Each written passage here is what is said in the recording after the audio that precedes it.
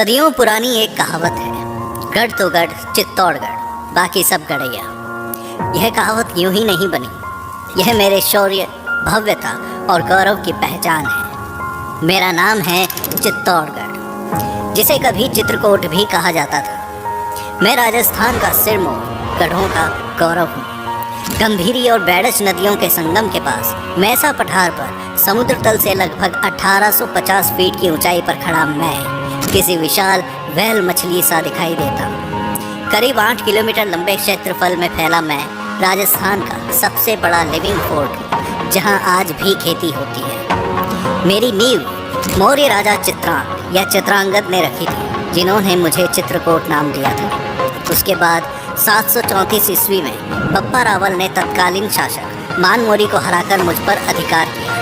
तभी से मैं केवल सैन्य शक्ति का प्रतीक नहीं, बल्कि संस्कृति, बलिदान व आत्मगौरव का साक्षात स्वरूप भी बन गया। मेरे दर्शनीय स्थलों में जहाँ भामाशाह की हवेली, रानी पद्मिनी का महल, गोरा बादल महल, विजय स्तंभ और जैन कीर्ति स्तंभ है, तो वहीं मेरे आंगन में खड़े हैं कालिका माता मंदिर, समिधेश्वर मंदिर, श्रृंगार चवरी, रैदास की छतरी और नवलखा भंडार। मेरे हर पत्थर पर एक गाथा लिखी है, हर दीवार एक दास्तान कहती है। प्रवेश द्वारों की बात करें तो पाड़नपुर, भैरवपुर, हनुमानपुर, गणेशपुर, जोड़लापुर, लक्ष्मणपुर और रामपुर है, जो मेरी दहरी पर कदम रखने वाले हर शख्स को देवीय कृपा व सुरक्षा का अनुभव करवाते हैं। पाड़नपोल मेरे लिए उन वीरों का स्मृति चिन्ह है, जिन्होंने अलाउद्दीन खिलजी से लड़ते हुए यहाँ बलिदान दिया था। जोड़लापोल जिसने मुझे भीतर से जोड़ा, मेरे हिस्सों को संगठित रखा।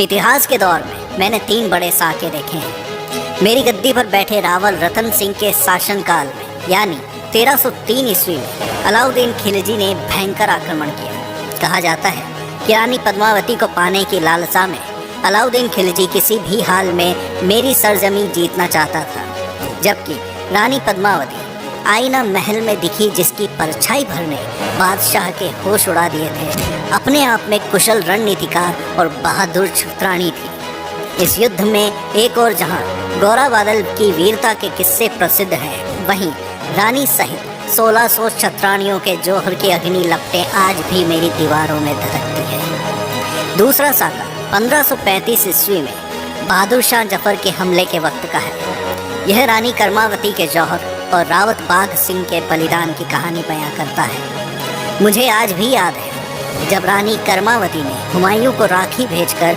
मदद की गुहार लगाई थी, मगर अफसोस तब तक बहुत देर हो चुकी थी।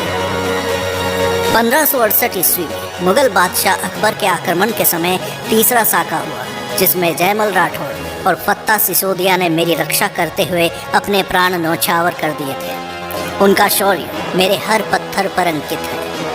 वीरता, बलिदान, आत्मगौरव और राजपुताना संस्कृति की अमर गाथा कहता मैं चित्तौड़गढ़ तो आज भी आने वाली पीढ़ियों से यही कहता हूँ कि सम्मान पर आँच आए तो जीना व्यर्थ है और बलिदान ही सबसे बड़ा गौरव है।